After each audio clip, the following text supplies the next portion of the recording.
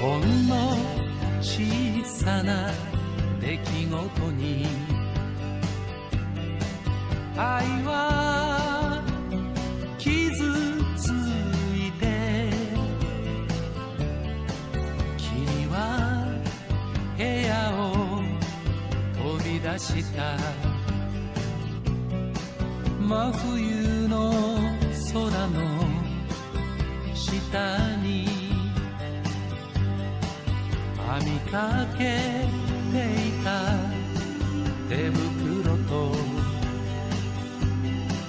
洗いかけの洗濯物、シャボンの泡が揺れていた。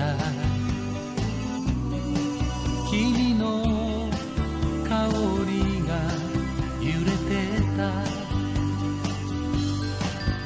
絶え間なく降り注ぐこの雪のように、君を愛せばよかった。窓に降り注ぐこの雪のように、二人の愛は流れた。